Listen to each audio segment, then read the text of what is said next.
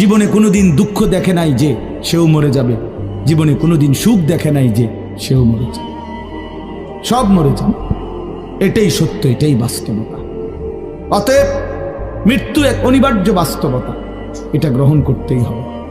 এটা যদি আমরা মনে রাখি আমাদের জীবন অনেক সুন্দর হইত, অনেক সুন্দর হইত।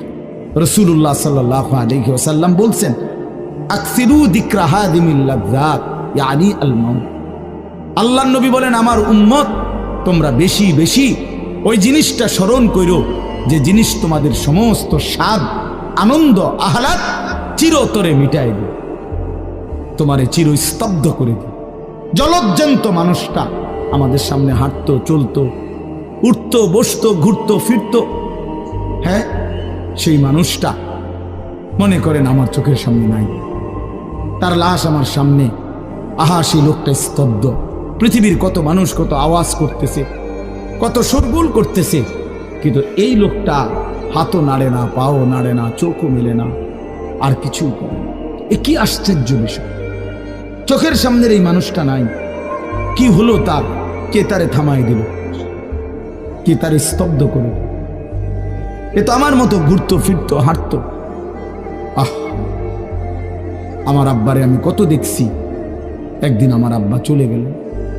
আমার দাদারে আমি কত দেখছি, আমার দাদা একদিন চলে গেল।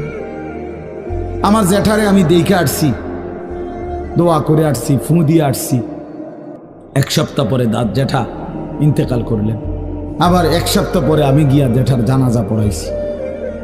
এই তো বাস্তবতা। যুবক ভাই, তুমিও মনে রাখো, বয়স্ক বাবা আপনিও মনে রাখেন। হাসান বসরি রহমতুল্লাহ আলাই একজন বড় বুজুর্গ ছিলেন। উনি বলতেন, তিনি যখন কোনো যুবককে দেখতেন আর বয়স্ক দেখতেন, তো তিনি যুবকদেরকে বলতেন, ইয়া মা'শারাশ শাবাব ইন্না যারআ কাদ তুদরিকুহুল আহাতু ক্বাবলা আন ইয়াবলুগা। তিনি উপদেশ দিতেন, হে যুবকগণ শোনো, সব ফুল, সব ফল, সব গাছ চারা পরিপক্ক পাকা পর্যন্ত পৌঁছায় না, তার আগেই অগণিত ফুল, অগণিত ফল, অগণিত চারা গাছ ঝরে যায়, ঝরে যায়। এটা উনি মনে করাইতেন মৃত্যুর কথা। উনি এটা বুঝাইতেন, যুবক তুমি দেখো, একটা আম গাছের মধ্যে যতগুলো মুকুল ধরছে ফুল, সবগুলো আম হয় না। যতগুলো আম ধরছিল ছোট ছোট, সবগুলো বড় পাকা পর্যন্ত যায় না, তার আগেই ঝরে যায়। ঝরেই যায় বেশি, থাইকা যায় অল্প। তার মানে